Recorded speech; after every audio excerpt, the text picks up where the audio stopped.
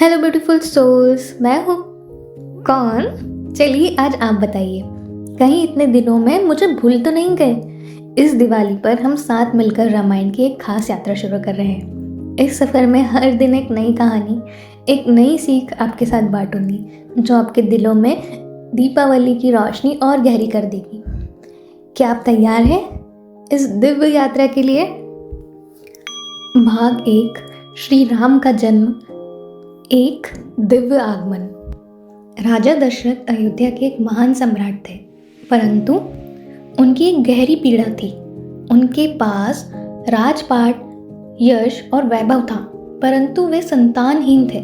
वर्षों की पूजा और व्रत के बाद उन्होंने महर्षि वशिष्ठ के मार्गदर्शन में पुत्रेष्टि यज्ञ करवाने का निर्णय लिया, ताकि एक ऐसा पुत्र प्राप्त हो जो उनका वंश बढ़ाए और धर्म के आदर्शों को आगे ले जाए।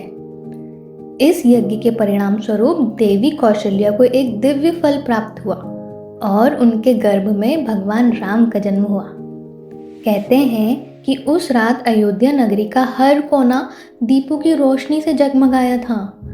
श्री राम का जन्म केवल एक संतान का आगमन नहीं था, यह उस दिव्य आत्मा का आगमन था जो आने वाले युगों तक मानवता के लिए एक आदर्श बनेंगे। बालकाय में श्री राम का व्यवहार अद्वितीय था। उनके चेहरे पर हमेशा एक सौम्यता रहती थी और उनकी आंखों में करुणा।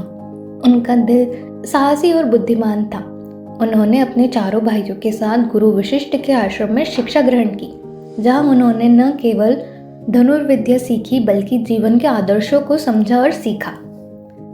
प्रभु राम का बचपन उनके सरलता और साहस से भरा था। हर कठिनाई को वे अपनी मुस्कुराहट से हल्का कर देते थे और हर परिस्थिति में एक संजीवनी की तरह लोगों को उबारते थे। श्री राम का बचपन हमें यह सिखाता है कि सच्चे वीर वही है जो अपने कर्तव्यों को बिना किसी अभिमान के निभाते हैं। भाग 2, माता सीता का स्वयंवर, प्रेम और कर्तव्य का मिलन। भगवान राम का जीवन केवल वीरता और आदर्शों का प्रतीक नहीं था, यह प्रेम और त्याग का भी प्रतीक था। गुरु वशिष्ठ की शिक्षा पूर्ण करने के बाद एक दिन श्री राम और उनके भाई लक्ष्मण को ऋषि विश्वामित्र के साथ एक यात्रा पर भेजा गया, जहां उन्होंने राक्षसों का संहार किया, धर्म की रक्षा की। इस यात्रा के दौरान वे मिथिला पहुंचे, जहां माता सीता का स्वयंवर आयोजित हो रहा था। स्वयंवर में एक अद्भुत शर्त रखी गई थी, जो भी शिव जी के दिव्य धनुष को उठा सके और उसे तोड़ सके वही माता सीता के साथ विवाह करेगा। राजा जनक का मन यह देखकर उदास था कि अब तक कोई भी इस कठिन कार्य को पूरा नहीं कर सका था। तभी श्री राम ने गुरु की आज्ञा से उस धनुष को उठाया और जैसे ही उन्होंने उसे हाथ में लिया, पूरा मंडप उनकी दिव्यता से भर उठा।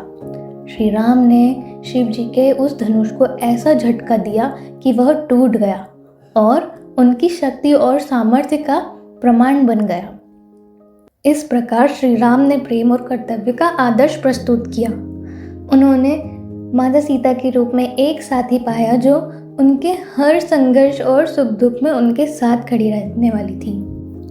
श्री राम का मिथिला आना एक साधारण घटना नहीं थी, यह भगवान शिव की कृपा और प्रेम की लीला थी। जैसे ही श्री राम ने धनुष तोड़ा, माता सीता ने उन्हें अपना जीवन साथी मान लिया। यह मिलन केवल प्रेम का प्रतीक नहीं था, यह कर्तव्य, त्याग और धर्म के सिद्धांतों का वादा था।